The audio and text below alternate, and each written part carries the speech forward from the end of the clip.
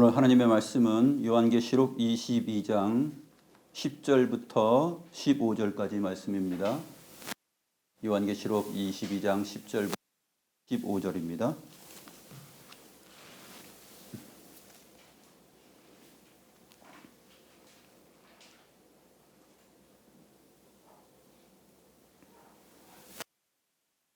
하나님의 말씀을 받들어 있습니다.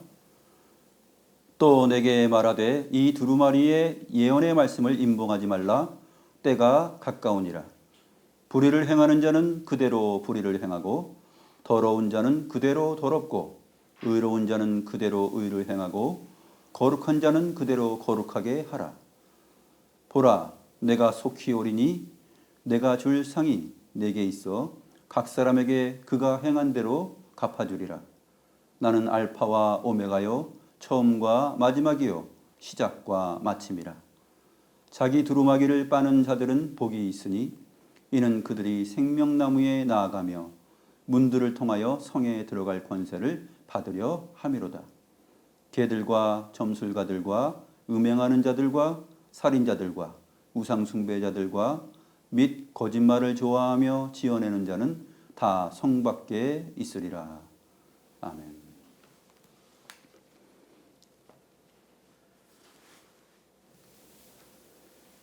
이제 오늘 말씀하고 또 다음 주에 한 주 하면 요한계시록이 끝납니다. 긴 여정을 달려왔는데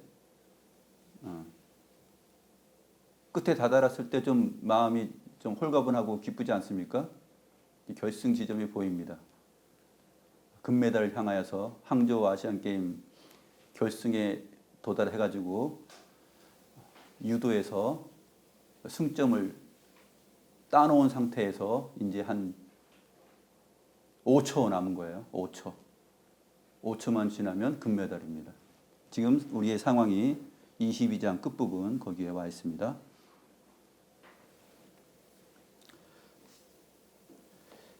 10절 말씀 보면 이 두루마리의 예언의 말씀을 임봉하지 말라 그랬죠.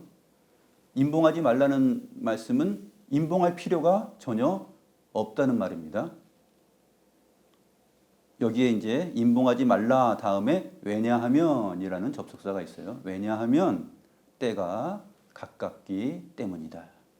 때가 가깝기 때문에 임봉하지 말라고 말씀하십니다.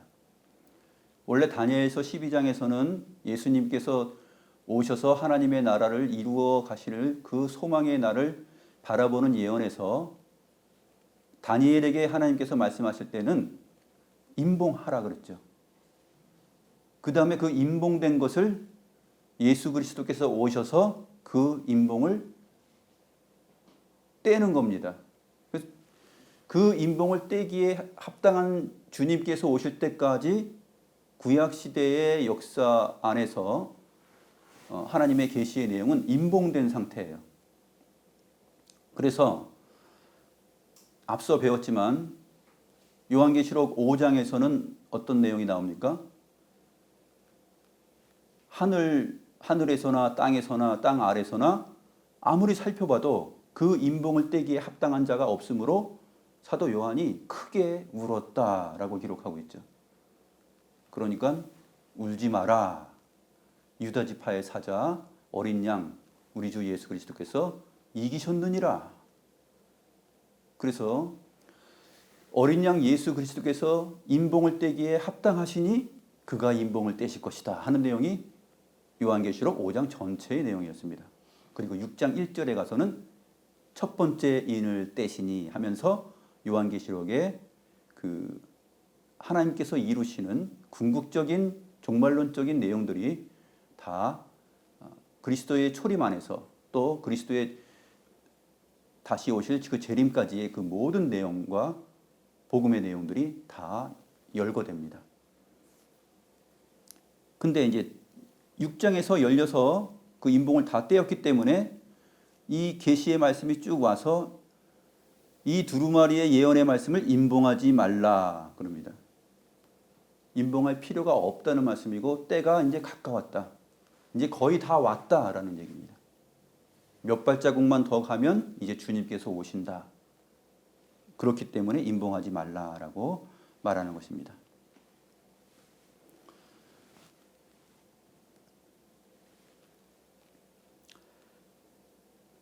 그래서 만약에 이것을 임봉한다면 그리스도의 십자가의 죽으심과 부활로 말미암아 얻어낸 또 우리에게 부여된 그 구속의 내용들이 다시 돌아가야 되잖아요. 임봉해버리면 다시 또 주님께서 다시 오셔야 되고 다시 십자가의 사건을 이루셔야 되고 부활하셔야 되고 그것을 다시 반복해야 되잖아요. 그렇기 때문에 주님 이제는 그 십자가로 이루신 그 구속의 사건과 은혜의 내용이 이제는 마지막 다시 오실 재림의 성격 그것만 남아있지 이것은 다시 되돌아갈 필요가 없는 내용이다 라고 말씀하시는 거예요.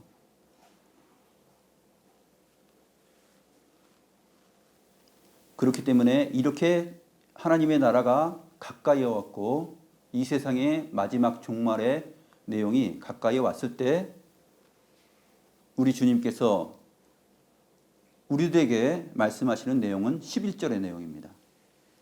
11절 내용을 한번 보죠. 불의를 행하는 자는 그대로 불의를 행하고. 여기는 명령형이 전부 다 그 명령법으로 그 4번 나옵니다. 불의를 행하는 자는 그대로 불의를 행하게 하라. 더러운 자는 그대로 더럽고도 더러운 자는 그대로 더러워지게 하라.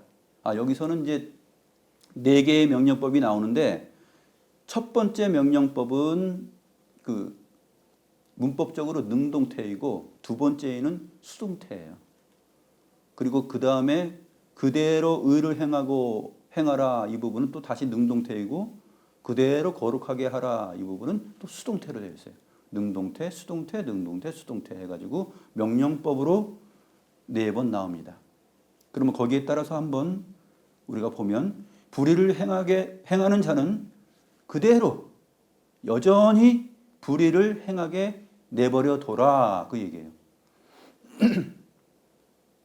더러운 자는 어떻게 해야 되느냐? 더러운 자는 어떻게 해결하는 것이 아니라 더러운 자는 그대로 여전히 더럽혀지게 하라. 계속 더럽혀지도록 하라. 의로운 자는 어떻게 해야 되느냐? 의로운 자도 그대로 여전히 그 의를 행하게 하라. 거룩한 자는 어떻게 할까요? 거룩한 자도 그대로 거룩하여 지게 하라.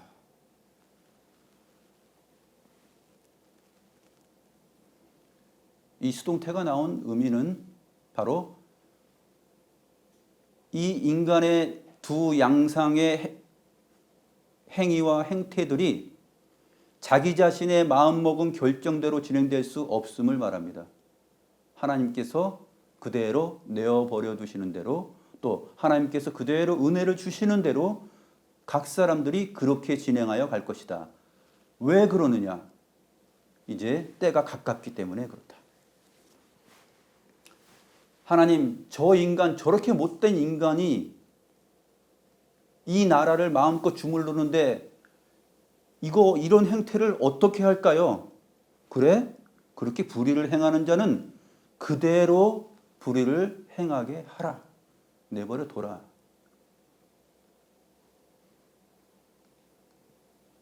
하나님께서 이렇게 말씀하시는 이유는 뭐냐면은 그 행위대로 상을 주시고 벌을 주실 생각이 이제 가까이 왔다는 내용이에요.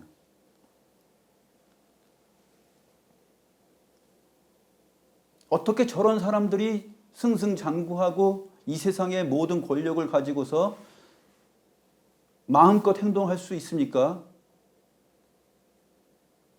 그대로 내버려 둬. 이게 하나님의 심판이고 또 거룩한 자는 의로운 자는 의를 행하라 그랬습니다. 의로운 자는 또 그대로 의를 행하게 하라. 이 그대로라는 말이 뭐냐면 과거서부터 지금 현재까지 과거부터 계속 그렇게 해왔던 것을 말해요. 불의를 행하는 자는 과거부터 그대로 여전히 지금까지 불의를 행하여 왔기 때문에 그 내용에 알맞은 벌을 주님께서 주실 것이다 하는 내용이에요. 또 더러운 자도 마찬가지죠. 더러운 자는 그대로 더럽혀지게 하라. 자기의 행실을 계속 위선적으로 나타내고 더럽히고 그 자기 옷이 더럽혀지는 것인지 자기 인격이 개처럼 되는 것인지도 모르고 계속 그렇게 살아가는 사람들 그냥 그렇게 살게 내버려 두라는 거죠. 말이나 또 행동이나 다른 사람을 대하는 태도나 하나님의 말씀에 근거하여서 살아가지 않고 불의한 방법으로 더러운 생각대로 그렇게 자기 이익을 따라서 살아가는 자들은 그렇게 내버려 둬라.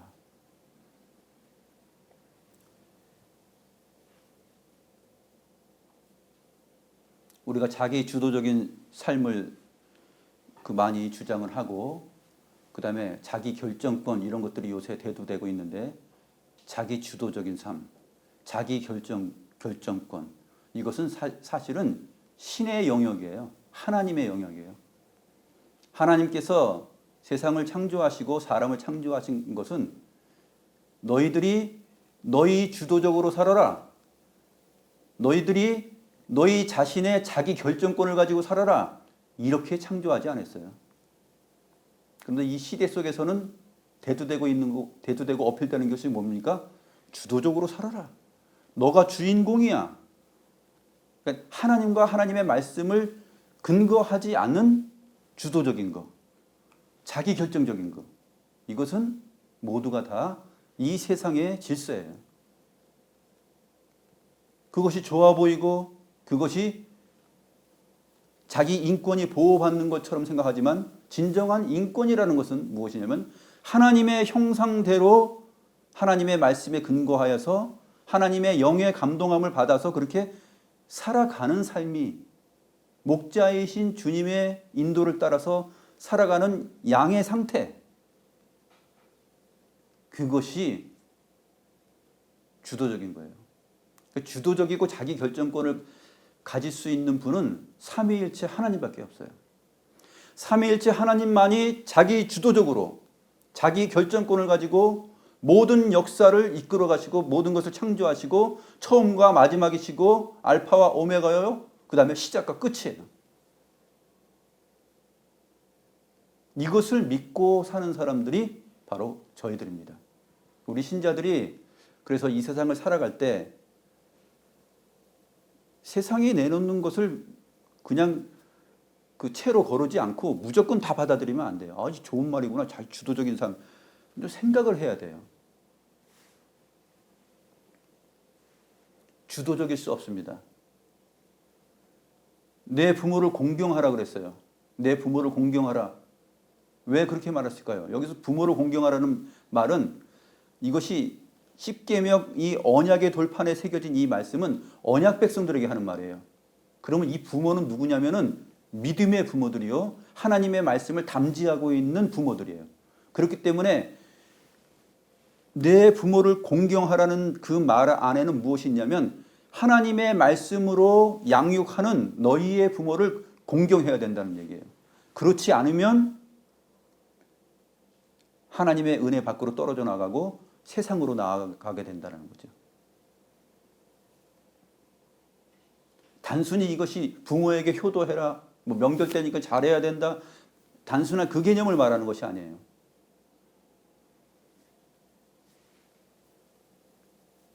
믿는 자들이 믿는 부모에게만 그러면 잘하면 되냐? 그런 말을 하는 것은 아니에요.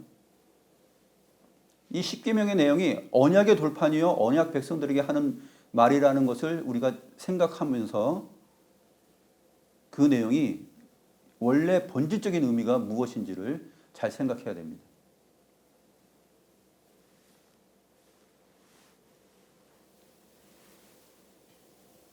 먼저 하나님의 은혜를 받고 받아 누리는 그 부모의 말씀을 잘 듣는 거죠. 리브가와 이삭의 말을 잘 듣지 않은 에돔은 곁길로 가는 것이죠. 부모에게 근심거리가 되는 것입니다. 야곱과 에서 이야기를 볼 때 그랬었죠. 야곱은 어떤 자입니까? 야곱은 조용한 자라고 번역된데 조용하다는 뜻이 아니잖아요. 엄마 밑에서 그냥 마마보이로 살아갔던 그러한 자가 야곱이 아니에요. 그 탐이라는 단어가 무엇이었어요? 야곱은 조용한 자라 했을 때 그 히브리어 탐, 그거는 의로운 자라는 얘기예요. 의로운 자. 의롭다는 뜻입니다.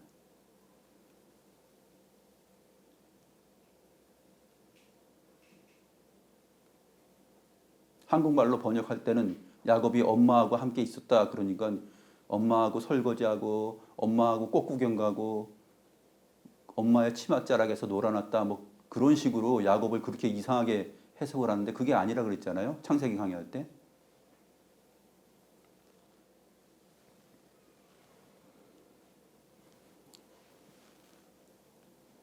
우스 땅에 욥이 있었는데 욥이 어떤 사람이냐? 욥은 하나님 앞에 의로운 자라 했을 때 그 욥을 가리켜 말했던 그 의로운 자, 그것이 탐이에요. 그 똑같은 말이 야곱에게 쓰인 말이에요.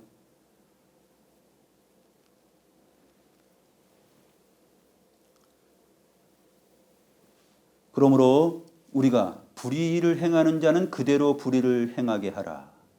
이 말은 지금 이제 너무나 임박하게 가까이 왔기 때문에 곧 주님이 오실 거야. 그렇기 때문에 이것은 그대로 내버려 두라는 것이에요.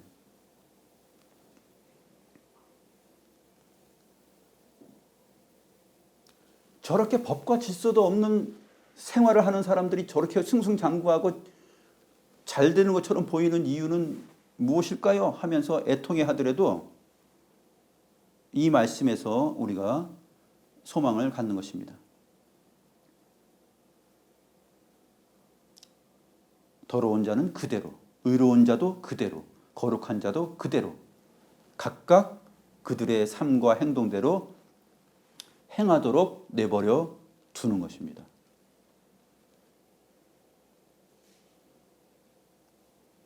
이 말씀은 예언의 말씀을 임봉하지 말라. 왜냐하면 때가 가깝기 때문이다라는 말하고 직결되어 있어요. 이제 곧 세상 나라를 다 멸하고 하나님께서 새 하늘과 새 땅을 창조하시고 모든 것을 심판하실 것이야. 그렇기 때문에 각 사람이 행하던 대로 그대로 그렇게 이제까지 살아왔던 삶대로 그대로 살아가도록 내버려둬.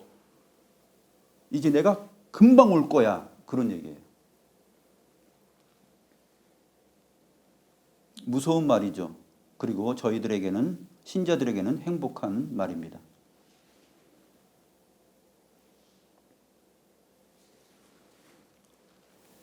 마태복음 13장에 두 비유가 나오죠. 씨를 뿌리는 자의 비유가 나오는데 씨를 뿌렸는데 가라지가 막 나는 거예요. 그러니까 사람들이 종들이 주인님 우리가 좋은 씨를 뿌렸는데 어떻게 가라지가 납니까? 악한 자가 와서 그렇게 뿌렸구나. 그럼 이거 다 뽑아버릴까요? 주인이 뭐라 그럽니까? 내버려둬라. 추수 때까지 내버려둬라. 그거 뽑다가 알고까지 뽑는다. 그렇게 말씀하시는 거죠. 우리가 저희 마당에 이제 꽃하고 잡초하고 막 같이 자라잖아요. 잡초들이 얼마나 드세게 자라는지. 그래가지고 잡초를 뽑으려고 뽑다 보면은 뭐가 뽑혀요? 예쁜 꽃이 같이 뽑혀버려요. 그러니까 어떻게 해야 돼요? 그냥 내버려둬야 돼요. 언제까지? 마지막에 이것을 정리해버릴 때까지 그냥 내버려둬야 돼요. 지금 막 자라고 있을 때는 뽑으면 안 되는 것이에요.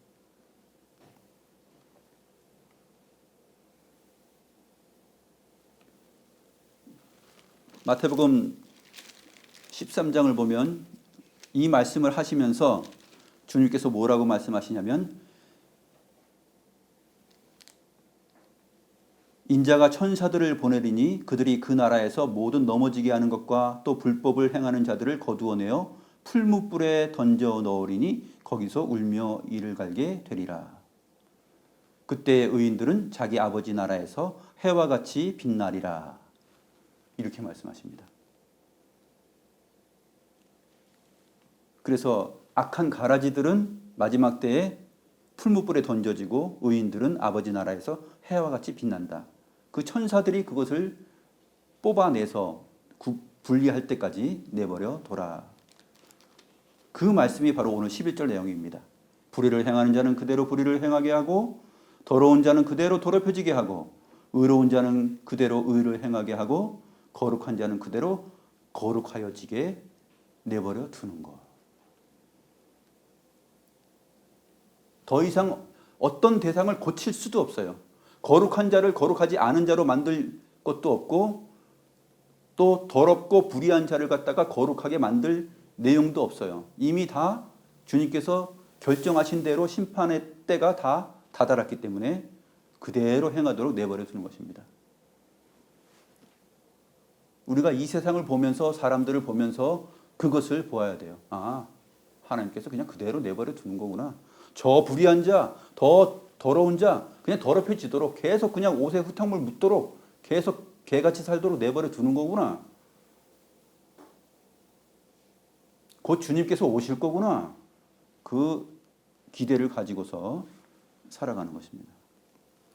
너무나 그 확실한 말이면서 또 한편의 사람들에게는 불행한 내용이 되겠죠. 마태복음 13장에 또 하나의 그물 비유가 나오죠. 그물 비유에서도 역시 좋은 물고기와 나쁜 물고기가 나오는데 세상 끝에도 그렇게 된다라고 말씀하시면서 좋은 물고기와 나쁜 물고기를 다 추려서 내서 나쁜 것들은 다 버려버리죠. 던져버립니다.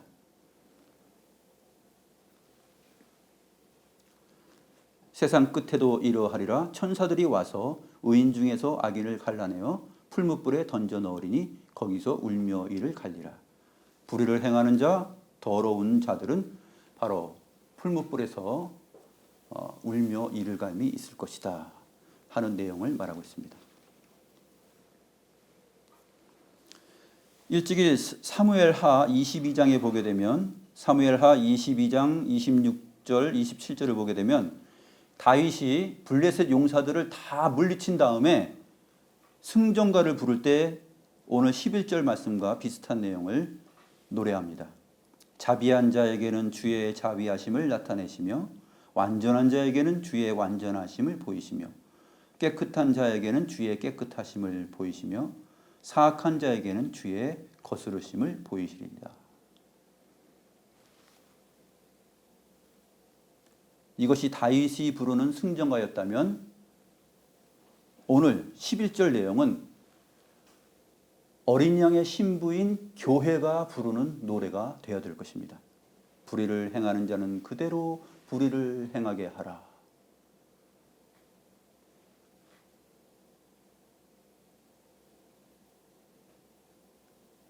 아니잖아요. 막 맞고 싸우고 막 같이 막 싸워야 되잖아요.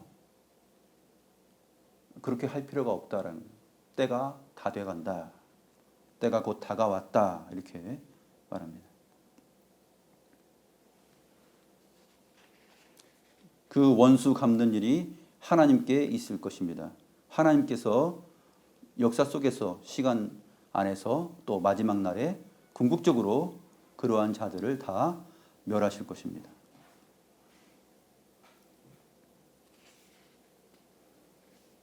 우리는 어떻게 살을까요? 의로운 자는 그대로 의를 행하면서 살아가야 됩니다. 상대가 한 대 쳤으니까 나도 한 대 치고 상대가 칼로 한번 쑤셨으니까 나도 한번 쑤시고 그렇게 된다라면은 하나님의 백성으로서의 의와 거룩이 설 수 없다라는 말을 하고 있는 것입니다.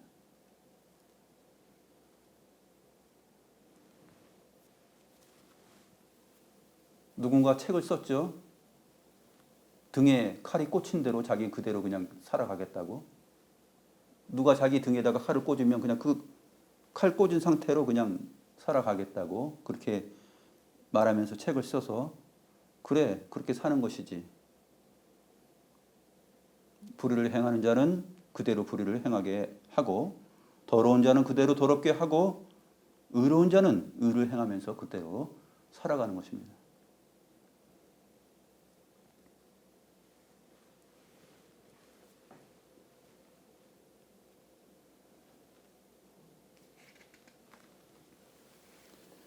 시편 37편 1절부터 그 16절의 내용이 우리에게 큰 위로를 주고 오늘 말씀을 잘 설명해 줍니다. 시편 37편 1절부터 보면은 다윗이 성령에 감동하여서 이러한 시를 적었습니다. 악을 행하는 자들 때문에 불평하지 말며 불의를 행하는 자들을 시기하지 말지어다. 그들은 풀과 같이 속히 배임을 당할 것이며 푸른 채소같이 쇠잔할 것이미로다. 여호와를 의뢰하고 선을 행하라. 땅에 머무는 동안 그의 성실을 먹을 거리로 삼을지어다. 여호와를 의뢰하고 선을 행하라. 악을 행하는 자들 때문에 불평하지 말고 너희들의 양식은 너희들의 먹을 것은 불평하는 것이 먹을 거리가 아니고 여호와의 성실하심을 먹을 거리로 삼으라 그 얘기예요. 여호와의 성실하심, 살아계신 하나님이 불꽃 같은 눈동자로 그 악한 자들의 소행과 그 악한 자들이 형통하는 것처럼 보이는 그 모든 것들을 과거서부터 지금까지 그들의 모든 행동을, 마음을 속속들이 다 알고 계신다. 그 성실하신 하나님을 의뢰하면서 그 하나님의 성실을 먹을거리로 삼으라는 얘기예요.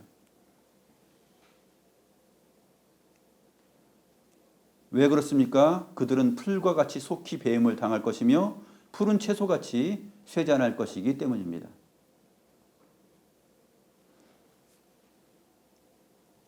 너의 길을 여호와께 맡기라. 그를 의지하면 그가 이루시고 내 의를 빛같이 나타내시며 내 공의를 정오의 빛같이 하시리로다.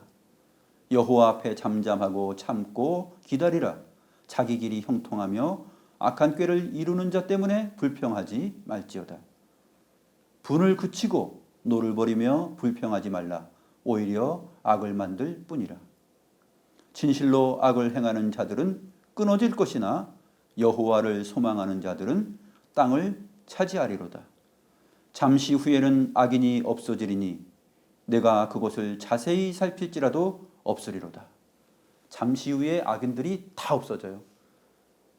어디 갔지? 자세히 살필지라도 없을 것이다 라고 말합니다. 그러나 온유한 자들은 땅을 차지하며 풍성한 화평으로 즐거워하리로다.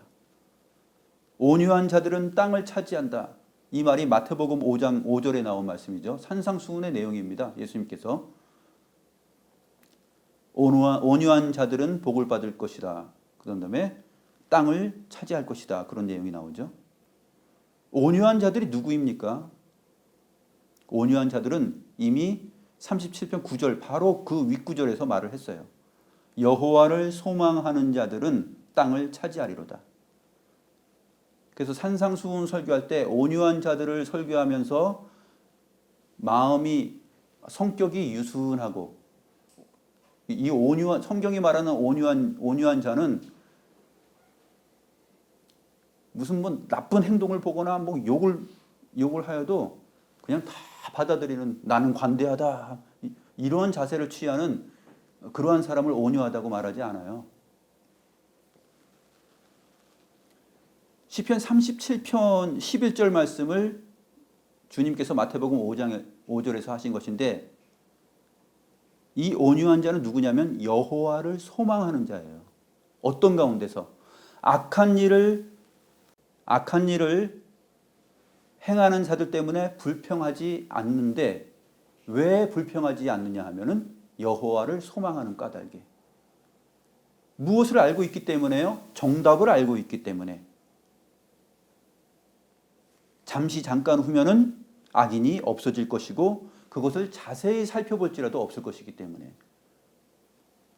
그래서 여호와를 의뢰하면서 선을 행하고 땅에 머무는 동안에 그 사람의 먹을거리는 뭐예요?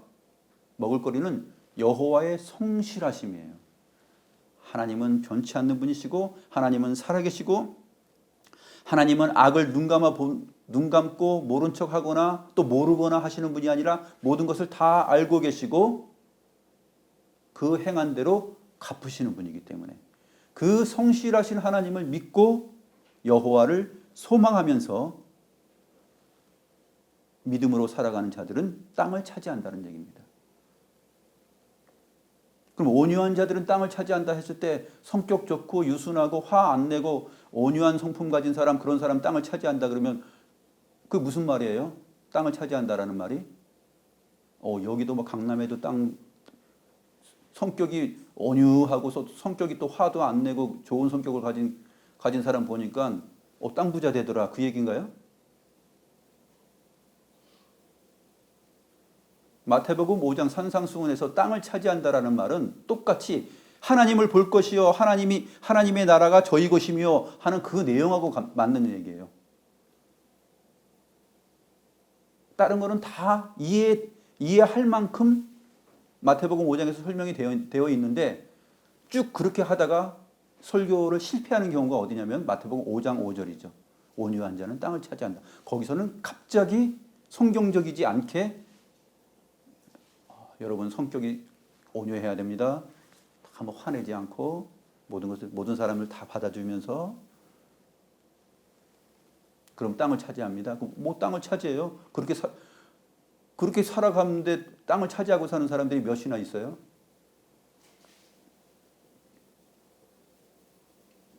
새 하늘과 새 땅 하나님의 나라가 그의 것이 될 것입니다. 그 얘기인데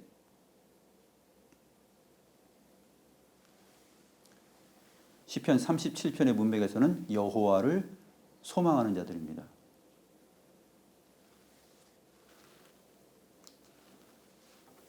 출애굽기에도 한번 나오죠. 민수기죠. 민수기 12장 3절에서 우리가 잘 아는 내용, 이 사람 모세는 온유함이 지면의 모든 사람보다 더하더라 했을 때, 이 사람 모세는 온유하다라고 했을 때, 또 지면의 모든 사람보다 더하다 했을 때 모세가 성격이 좋고 참고 화 안 내고 그런 사람이다, 그 얘기입니까? 아니에요. 히브리어는 아니라고 되어 있어요. 아니, 온유함은 아니. 무슨 말이냐면은 가난하다는 얘기예요. 가난하다. 그 사람은 가난하다.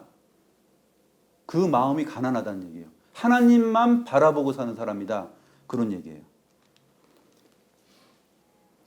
그래서 마태복음 5장을 보게 되면 심령이 가난한 자는 복이 있나니 그랬습니다. 심령이 가난한 자는 복이 있나니 천국이 그들의 것이며 했을 때, 그 심령이 가난한 자 했을 때 이 가난한 자가 마태복음 5장 5절에서 온유한 자는 복이 있나니 했을 때 온유한 자예요. 같은 단어예요. 온유한 자는 가난한 자예요. 가난하기 때문에 무엇을 합니까? 가난하기 때문에 여호와를 소망하는 것이에요. 땅의 것을 소망하지 않아요. 땅의 것을 다 소망하지 않고 오직 여호와의 성실하심을 먹을거리로 삼고 여호와를 소망하는 자이기 때문에 그는 세상 가운데서 세상 것으로부터 가난한 자예요. 하나님으로서는 부유한데 세상으로부터는 가난한 자예요. 그래서 심령이 가난한 자 했을 때 가난한 자하고, 그 다음에 마태복음 5장 5절에서 온유한 자 했을 때 온유한 자가, 이게 그 헬라어 단어가 똑같고 시편 37편에 의하면 이 온유한 자는 가난한 자를 말합니다. 시편에 가난한 자에 대해서 많이 나오죠. 이 가난한 자는 세상 것으로부터, 세상 사람들이 추구하는 것들로부터 가난한 자예요. 그 마음 안에 그것들을 추구하지 않아요. 이것도 추구하고 저것도 추구하고 세상 사람들이 사는 대로 이것도 계산하고 저것도 계산하고 이것도 얻으려고 그러고 저것도 얻으려고 그러고 그러는 것이 없는 사람이에요. 오직 여호와로 말미암아 여호와 자신을 자기의 먹을거리로, 자기의 양식으로 삼고 살아가는 사람이에요. 그래서 가난한 자죠. 그래서 온유한 자입니다. 여호와만을 소망하기 때문에 가난한 것이에요.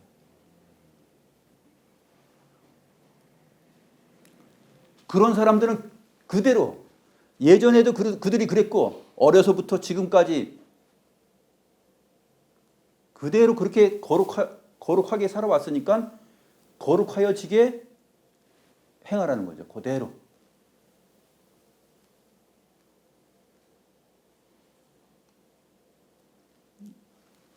그래서 오늘 12절에는 다시 한번 말씀이 나오는 것입니다. 보라, 내가 속히 오리니 내가 줄 상이 내게 있어 각 사람에게 그 행한 대로 갚아주리라. 내가 속히 오리니, 이 말은 이제 요한계시록 전체에서 한 5번 정도 계속 나오는데, 내가 속히 온다. 이제 곧 올 거다. 내가 줄 상이 나에게 있다. 각 사람에게 그가 행한 대로 갚아주리라. 어떻게 행한 대로요?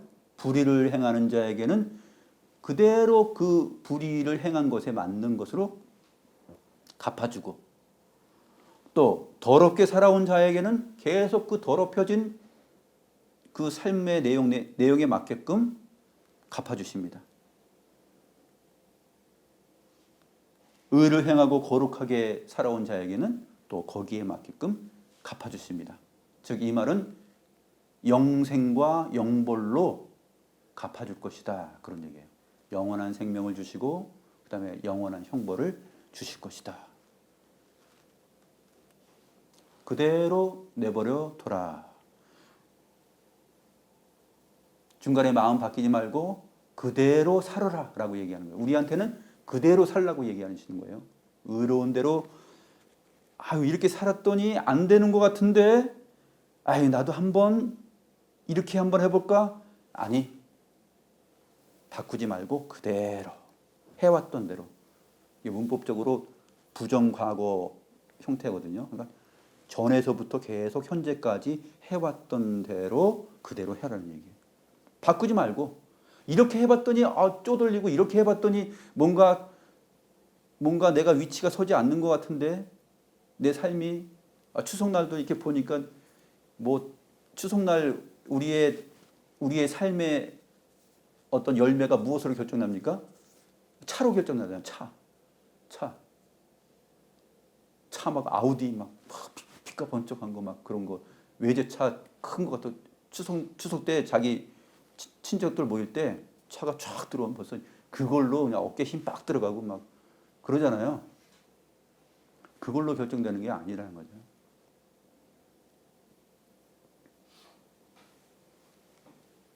우리 카니발, 우리 준혁이가 몇 번 들여받아가지고 옆구리 터져가지고 바람 숭숭 들어오고 그러는데, 그래서 잘 타고 다닙니다.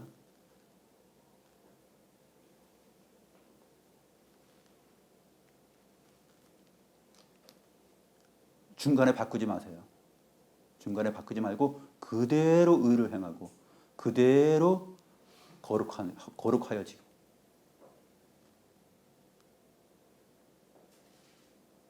이제 때가 얼마 남지 않았어요. 주여, 언제까지입니까? 저렇게 허무맹랑한 이러한 사태들을 우리가 언제까지 보고 살아야 됩니까? 다 됐어. 이제 속히 올 거야. 내가 줄 상이 나에게 지금 있다. 각 사람에게 그가 행한 대로 갚아주리라. 이 세상의 모든 그 기후 변화와 세상 돌아가는 것을 보십시오.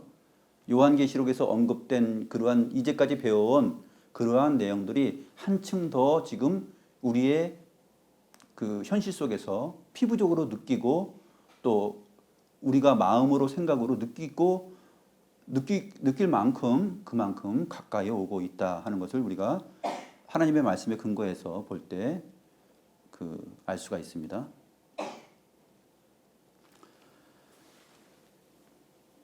각 사람에게 그가 행한 대로 갚아줄 것이다 라는 말을 했는데, 이 말씀이 거짓말, 하나님이 설마, 하나님을 얕잡아 보면 안 됩니다. 바로 나오죠. 13절에. 왜 그렇게 각 사람에게 행한 대로 갚아줄 수 있는 분입니까? 나는 알파와 오메가요, 처음과 마지막이요, 시작과 마침이다. 모든 시작이 나로부터 있고 모든 역사의 진행이 나의 섭리 안에 있고 나의 지식과 나의 결정 안에 있고, 이 세상 역사의 모든 마지막이 나에게 있다라는 얘기입니다. 내 손 안에 있기 때문에 그렇다. 여호와 안에 속하여 있기 때문에 각 사람에게 그가 행한 대로 갚아줄 수 있는 분이라는 것이 믿을 만한 내용이 되는 것입니다.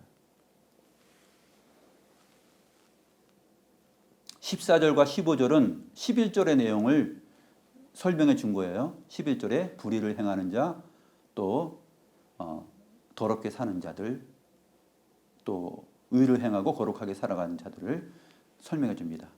14절은 의를 행하면서 거룩하게 사는 자들이죠.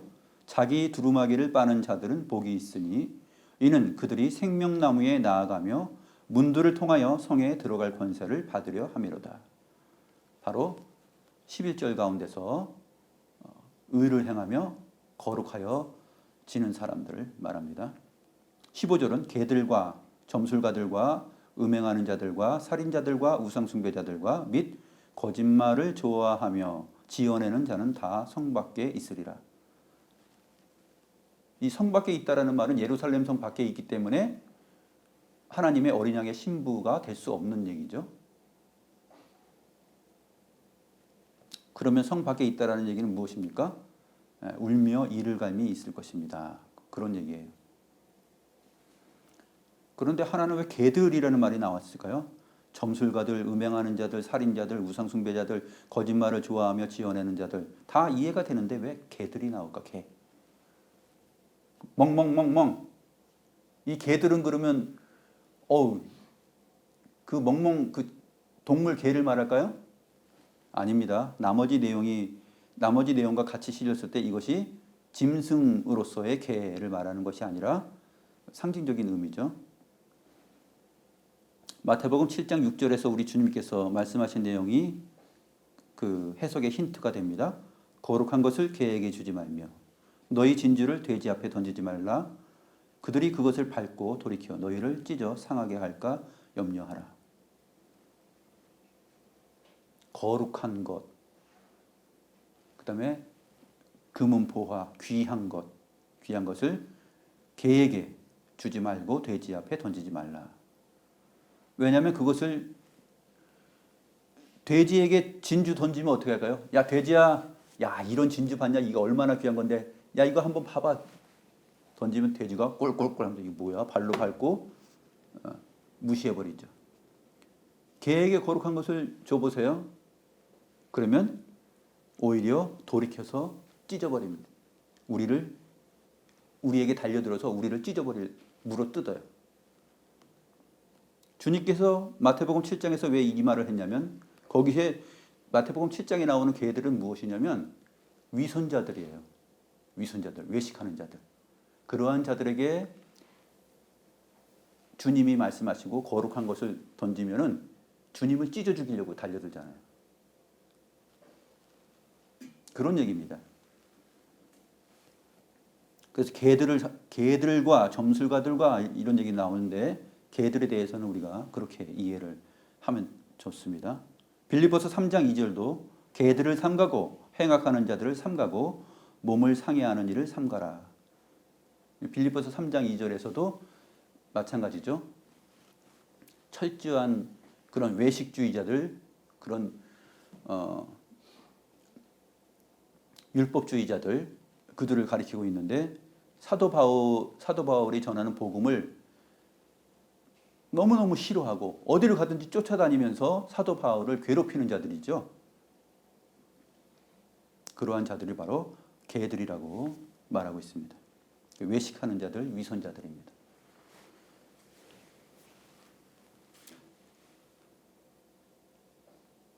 그러한 자들은 다 성 밖에 거하게 됩니다. 이 점술가들은 이제 마술가들인데 그 고대의 점술가들, 마술가들은 과학자들이에요.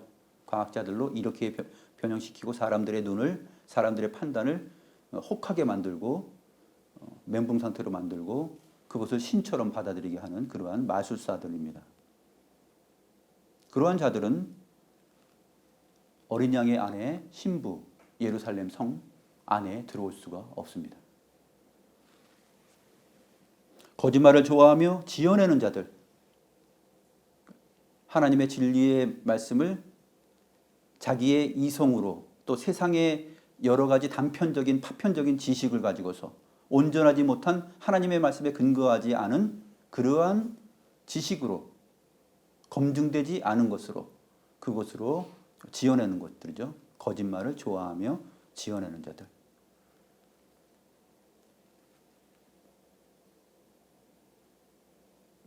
항상 상대에게 유익한 것처럼 야, 나를 의심하지 마 하면서 굉장히 친절한 것처럼 다가가고 친절한 것처럼 또 위로자처럼 다가오고 뭐 상담자처럼 이렇게 다가오고 그러면서 거짓을 드러내는 자들이 있죠.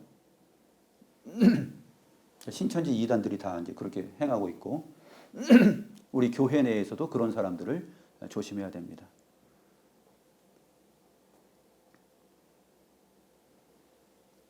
가장 위하는 척하면서 가끔가다 전화해가지고 떠보는 말하고 그 다음에 그것을 자기의 목적을 알아내고 그 다음에 이것을 가지고 내가 어떻게 한번 또 괴계를 한번 부려볼까 하고 생각하는 자들, 그런 자들이 누구냐면은 바로 거짓말을 좋아하며 지어내는 자들이에요. 진리와 관계없이 또 진실하지 않은 사람들, 속에 음흉한 사람들, 거룩한 척하는 사람들, 신실한 척하는 사람들. 모든 결정적인 순간에는 자기 자신의 이익과 자기 가족과 또 학연과 혈연, 지연 이것으로 다 결정을 내버리면서 진실 앞에서는 항상 진실을 고백하지 않는 사람들. 이런 사람들이 교회 안에 많이 있다라는 사실을 여러분들이 잘 분별을 해야 됩니다. 그들의 족족의 열매들을 보면 알아요. 그들의 걸음걸음에 걸어가면서 쌓아놓은 똥들을 보면 다 알아요. 그 사람들의 족적을 보면. 그것이 그 열매들이 바로 그들의 인격입니다. 그들의 삶이에요. 그래서 그런 사람들은 그대로 살도록 내버려 둬라 하는 것입니다. 주님 오실 때가 가까웠기 때문입니다.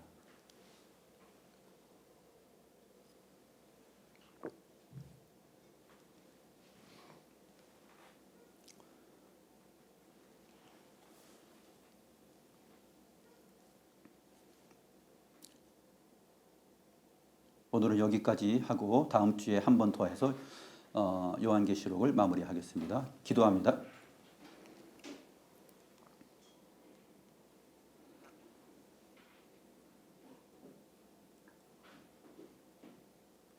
악한 자들을 보고 불평하여 하지 말라고 하였습니다. 오직 주의 성실하심을 식물로 삼고 살아가는 그러한 건강한 믿음의 사람들 될 수 있도록 인도하여 주시옵소서. 온유한 자들은 땅을 차지한다 그렇게 말씀하셨습니다. 참으로 하나님께 소망을 두고 가난한 심령으로 이 세상 것으로 부요하여지지 않고 이 세상 것을 많이 취득하지 아니하고 오직 여호와만을 취하였기 때문에 세상적으로 마음이 가난한 자들은 천국이 저들의 것이라 하였습니다. 또 그 가난한 자들 온유한 자는 땅을 기업으로 받을 것이다 라고 말씀하셨습니다. 이 생명의 말씀을 믿고 주님 오실 때까지 저희가 의로운 자는 그대로 의를 행하고 또 거룩한 자는 계속해서 거룩하여지는 그러한 삶을 살도록 인도하옵소서. 아멘. 주 예수여 어서 오시옵소서라는 말을 생각하며 소망하며 살아가는 저희 모두가 되게 하여 주옵소서. 감사함을 드리옵고 살아계신 우리 구주 예수 그리스도의 이름으로 기도드리옵나이다. 아멘.